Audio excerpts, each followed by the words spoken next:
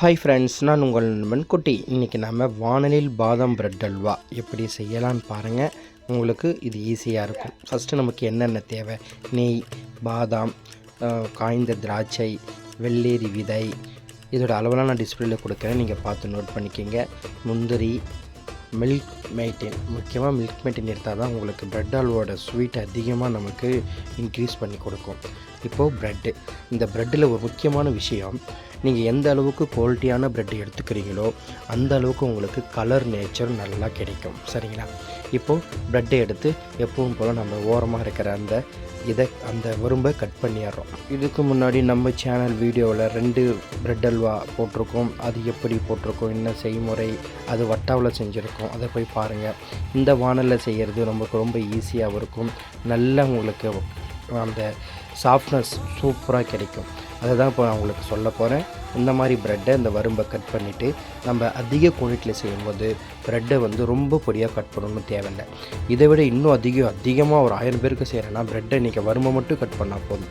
ஏன்னா நமக்கு அந்த குழையிற அந்த பால், அந்த தண்ணி, அதில் தான் நமக்கு தேவையான அளவு தேவை. அதனால் இப்போ நான் இங்கே ஒரு 6 கிலோ ப்ரெட்டு செய்ய போகிறேன். இதுக்கு இந்த மாதிரி நான் நீட்டு வாரத்தில் வெட்டிக்கிட்டேன். இப்போது நம்ம எண்ணெயில் மிதமான சூட்டில் பொரிச்சு எடுக்கணும். ப்ரெட்டில் ஏற்கனவே ஈஸ்ட்டு, ஸ்வீட்டு, சுகர் இதெல்லாம் கலந்துருப்பாங்க. ஏன்னா ப்ரெட்டு நம்ம சாப்பிடணுன்றதுக்காக. அதனால் எண்ணெயில் சேர்த்த உடனே உங்களுக்கு அந்த கலர் ப்ரௌன், அந்த கோல்டன் ப்ரௌனுக்கு மாறி உடனே தீச்சல் பிடிக்கிற மாதிரி இருக்கும். அதனால் மிதமான அனல் வச்சு நீங்கள் அந்த ப்ரெட்டை பக்கத்துலேயே இருந்து பொரித்து கரெக்டான இந்த கலர் பாருங்கள். இங்கே என்ன கலர் பார்க்குறீங்களோ அதே கலர் தான் கடைசி ஃபைனலாக உங்களுக்கு வரும். இல்லை ப்ரெட்டை நீங்கள் இந்த இடத்துல நல்ல கோல்டன் ப்ரௌனாக நீங்கள் வறுத்துட்டிங்கன்னா அவங்களுக்கு ப்ரெட் அல்வா கடைசியாக கொஞ்சம் கருப்பாக இருக்கிற மாதிரி இருக்கும். சரிங்களா? இதை கண்டிப்பாக மாற்றாதீங்க. கரெக்டாக பார்த்து பொரித்து எடுத்துருங்க. அதே போல் ப்ரெட்டை பொரித்து எடுத்த உடனே நமக்கு செவச்சவன்னு இருக்கிற மாதிரி தான் இருக்கும். கொஞ்சம் ஆற தான் அந்த மொறுமொறுப்பு கிடைக்கும். நிறைய பேர் அழுத்தி பார்த்துட்டு சூட்லேயே கொஞ்சம் செவச்சவன்னு இருக்குது, இன்னும் மொறுவலாகும்னு சொல்லிட்டு அதை அதிகமாக தீச்சலை விட்டுருவாங்க. இதை கரெக்டாக கண்டிப்பாக ஒரு டிப்ஸாக நோட் பண்ணிக்கோங்க. இங்கே நான் 3 லிட்டர் பால், ஒரு 1 லிட்டர் அளவுக்கு தண்ணி சேர்த்து பாலை மொழி நல்லா காய்ச்சிட்டு, இப்போ நான் அந்த ப்ரெட் இருந்துச்சுல, இப்போ பெருசாக நம்ம பொரிச்சிட்டோம், அதை கொஞ்சம் உடச்சி மேஷ் பண்ணிவிட்டு இப்போது அந்த பாலில் சேர்த்து நல்லா கிளறணும். நீங்கள் வானலில் பால் காய்ச்சறதுனால அந்த வானலில் எண்ணெய் பிசுப்பு இருக்கக்கூடாது. அந்த அளவுக்கு நீங்கள் சோப்பு போட்டு நல்லா தேய்ச்சி வாஷ் பண்ணிவிட்டு பால் காய்ச்சுங்க. நாங்கள் வானலில் செய்ய சொல்லிவிட்டு நீங்கள் எண்ணெய் வானலில் எடுத்து பாலை ஊற்றிட்டிங்கன்னா பால் திரிஞ்சு போயிடும், உங்களுக்கு டேஸ்ட்டும் மாறி போயிடும். எங்கள் சமையலில், எங்கள் சேனல் வீடியோவில் அதிகமாக வானலில் தான் நாங்கள் தாளிப்போம். ஏன்னா வானலில் செய்யும்போது சீக்கிரமாக நம்மளுக்கு வேலை சீக்கிரமாக நடக்கும். நமக்கு அந்த குழையிறதும் நல்லா நமக்கு பார்த்து பதமாக தீச்சல் இல்லாமல் செய்யலாம். இந்த ஒரு முக்கியமான விஷயந்தான் வானலில் நம்ம செய்கிறது. இப்போது அந்த பாலும் அந்த ப்ரெட்டும் நல்லா குழஞ்சி நமக்கு வந்துருச்சு. ஆனால் கொஞ்சம் பாருங்களேன், இங்கே கொஞ்சம் கெட்டியாக இருக்கிற மாதிரி இருக்குல்ல. ஏன்னா இதுக்கப்புறம் நம்ம சர்க்கரை சேர்க்கும் போது திரும்பவும் தண்ணியாக மாறும். சர்க்கரை லிக்விடாக ஆகும்போது இது நிறைய பேர் தெரியாமல், அதனால தான் முன்னாடி ப்ரெட்டை குழைக்கும் போது கொஞ்சம் கெட்டியாக இருக்குன்னு சொல்லிட்டு தண்ணியை ஊற்றிடுவாங்க, பாலை ஊற்றிடுவாங்க. அதுக்கப்புறம் சர்க்கரை போட்டால் பாருங்க உங்களுக்கு நீர் மாதிரி நின்றுடும். கடைசியில் நமக்கு அந்த பதம் தர்றதே சர்க்கரை தான். சர்க்கரையை சேர்த்து நல்லா கிளறி விட்டு லேசாக கொதி வந்த உடனே அடுத்தடுத்து நமக்கு என்ன தேவையோ அதை சேர்த்துக்கலாம். இதுக்கு முன்னாடியே அந்த முந்திரி பருப்பு, திராட்சையை நான் எண்ணெயில் பொரித்து வச்சுக்கிட்டேன். இதுக்கு முன்னாடி நான் ஒரு வீடியோ போட்டிருக்கேன் ப்ரெட் அல்வா, போய் பாருங்களேன். ரொம்ப ஈஸியாக சிம்பிளாக, இதை விட இன்னும் நல்லா உங்களுக்கு புரிகிற மாதிரி. ஏன்னா இது அதிகம், அது கொஞ்சம், அதனால் புரியுது உங்களுக்கு ஈஸியாக இருக்கும். இப்போ நம்ம எடுத்து வச்சு இந்த மில்க் மெய்ட்டை சேர்த்துட்டு ப்ரெட்டு அந்த அல்வாவை அள்ளி ஊற்றி காமிச்சா பார்த்தீங்களா எவ்வளோ சூப்பராக நமக்கு அந்த சாஃப்டாக அப்படி நமக்கு சாப்பிட்ற பதத்துக்கு இருக்குன்னு சொல்லிட்டு அந்த மாதிரி பார்த்து செய்யுங்க.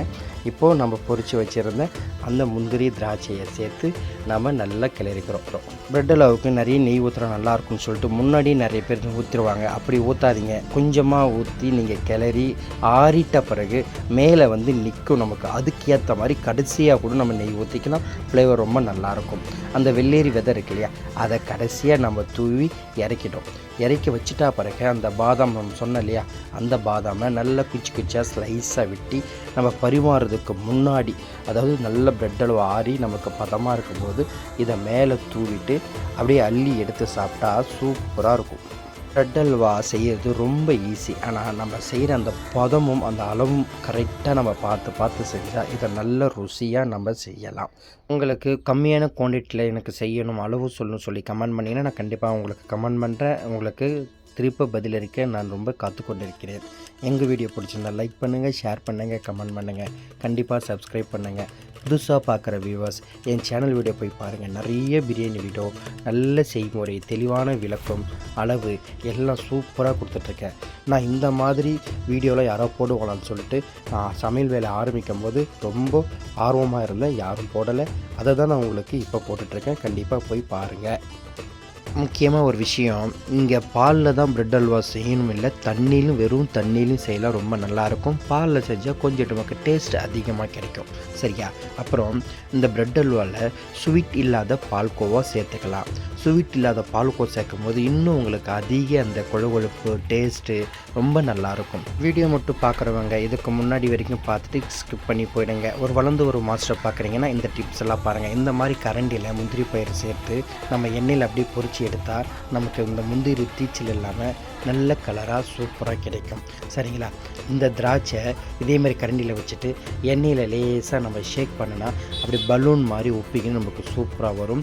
ஏன்னா இந்த முந்திரி திராட்சை லேசாக தீஞ்சிட்டா கூட நமக்கு அந்த பிரெட் அல்வாவோட ஃப்ளேவரை மாற்றிடும். நமக்கு கொஞ்சம் டேஸ்ட்டு குறையிற மாதிரி இருக்கும். சரிங்களா? இதுக்காக தான் வளர்ந்து வரும் மாஸ்டர். கண்டிப்பாக எங்கள் வீடியோலாம் தொடர்ந்து பாருங்கள். நீங்கள் நல்ல ஒரு மாஸ்டராக வருவீங்க. எங்களுக்கு அந்த நம்பிக்கை இருக்குது. அப்புறம் இன்னொரு விஷயம் என்னென்னா, இந்த திராட்சை சில இடத்துல பார்த்திங்கன்னா ரொம்ப கலராக இருக்கும், டார்க் கலராக இருக்கும். அந்த திராட்சையை நீங்கள் அந்த பொரிக்கும் போது சடனாக உங்களுக்கு தீச்சல் கலர் மாதிரி வரும். அதனால் தீஞ்சிச்சு நினச்சிக்காதீங்க.